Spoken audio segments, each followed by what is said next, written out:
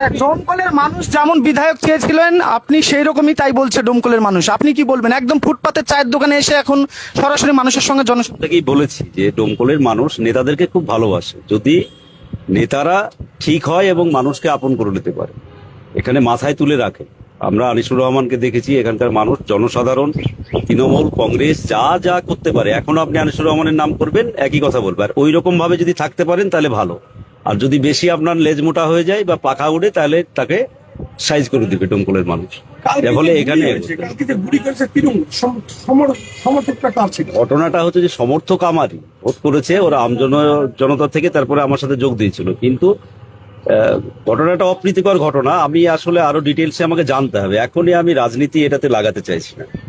সবটা রাজনৈতিক ঘটনা হয় না আসলে। ভোটের সময় এখন দেখা যাচ্ছে কোনো ব্যক্তিগত ঝামেলাও, সেটা হয়তো সিপিএম করতো, যারা মেরেছে কাকতালীয় ভাবে তারা হয়তো তৃণমূলের ভোট করেছে, কিন্তু এর সাথে রাজনীতি মনে হয় খুব একটা জড়িয়ে আছে বলে আমার এখনো। আমি 365 দিন কি রানাকে এইভাবে পাবে ডোমকলের মানুষ? 365 দিন পাবে না। আমি কলকাতায় থাকলে এখানে পাবে কি করে?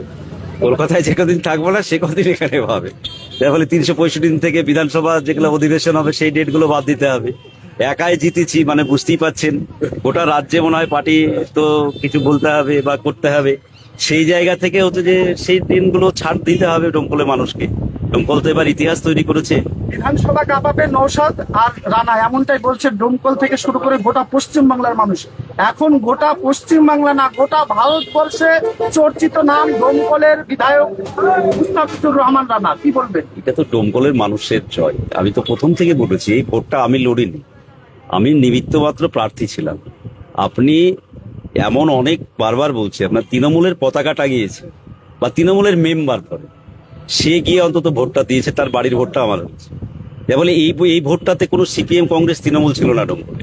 ডোমকলের মানুষ ঠিক করেছে ডোমকল থেকে একটা প্রতিনিধি পাঠাতে হবে যারা ডোমকলের মানুষের বিধানসভায় কথা বলবে এবং মানুষের সাথে মিশে থাকবে। তাই নিজের ঘরের ছেলেকে তারা চয়েস করে। বিধানসভায় লাল নিয়ে আপনি ঢুকছেন, কি বলবেন? লাল তো ছিল না, লাল যাচ্ছে। হ্যাঁ ছিল না, আমরা যাচ্ছি। এবার আমরা তো গত 5 বছর যদি বিধানসভা বামশূন্য দেখেন, একটা দিনের আলোচনা গঠনমূলক হয়েছে আপনি দেখাতে হবে।